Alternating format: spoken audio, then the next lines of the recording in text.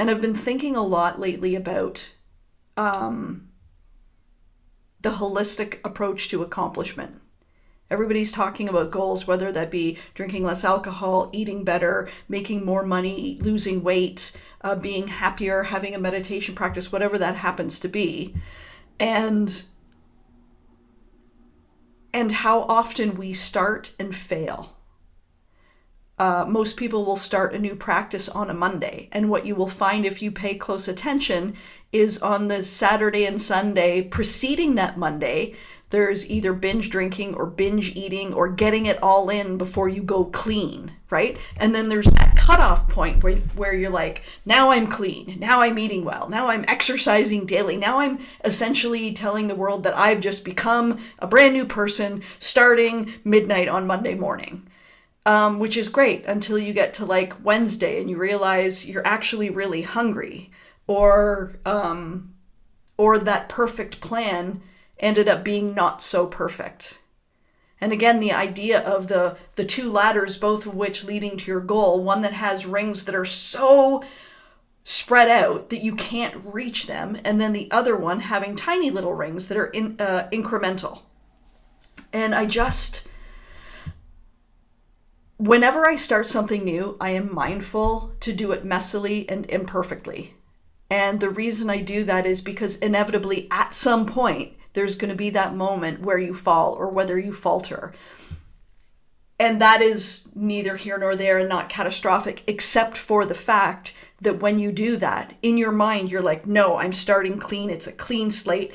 And as soon as that slate is no longer pristine, we beat ourselves up. And it's like, I can't trust myself. I can't keep a commitment.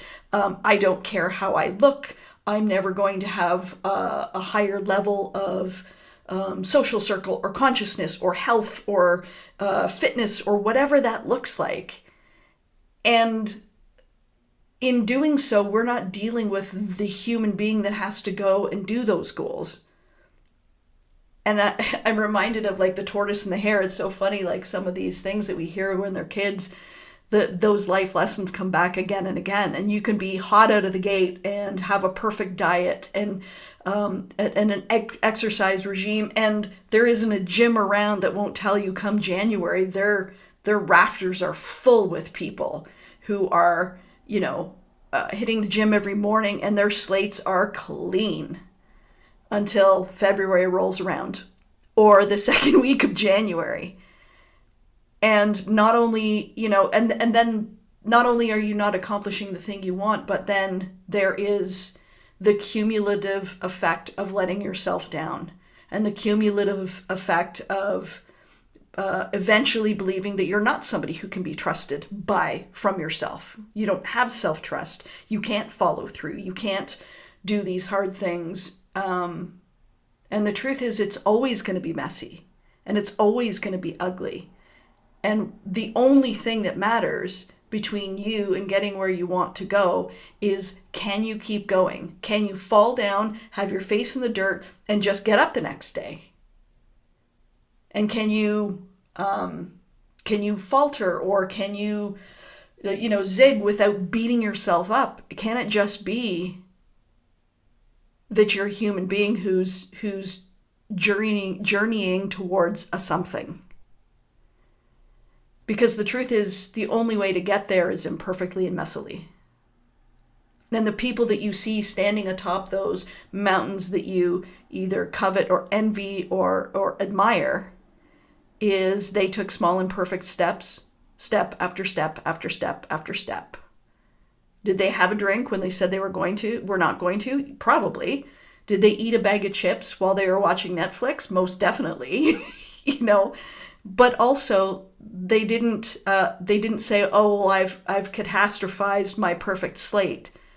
I'm either going to have to start again with another brand new slate, or I'm going to have to succumb to the fact that I can't get this done. And both are not true, and both are not necessary.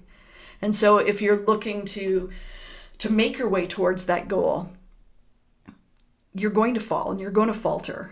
And it doesn't actually matter. It just matters that you just keep kind of going. And it's, I don't know, I was reminded of the idea of Maslow's hierarchy of needs. And Abraham Maslow is this, I think, psychologist guy, but essentially, there is like a triangle diagram, and on the bottom is the basic needs, your basic needs, like, your bodily functions and things, and then it goes to, to your safety needs, and above that becomes love and belonging, and then esteem and self-actualization, and then ultimately transcendence. But oftentimes the media and influencers are selling us this idea of self-actualization and transcendence and this joyous other life, and it's intoxicating. And of course we want it, and of course we buy into it, and we buy the makeup, and we buy the products, and we buy the idea, and we're hemorrhaging money so that we can have that thing, we can have that transcendence, we can have that self-esteem and self-actualization, so we can be coveted and we can be admired like they are. But the thing is, if you don't deal with the base of the triangle, if you don't deal with the fact that, you need to have a sense of belonging, you need to have a sense of self-accountability, and that comes down to things like, I'm not going to be doing this thing perfectly. But you can't get to the top of that triangle, or the top of that ladder, or the top of that mountain, or summit that goal. You can't get to any of that unless you are willing to deal with your own humanity, in that you are going to be doing it imperfectly. But the question becomes, are you going to be doing it?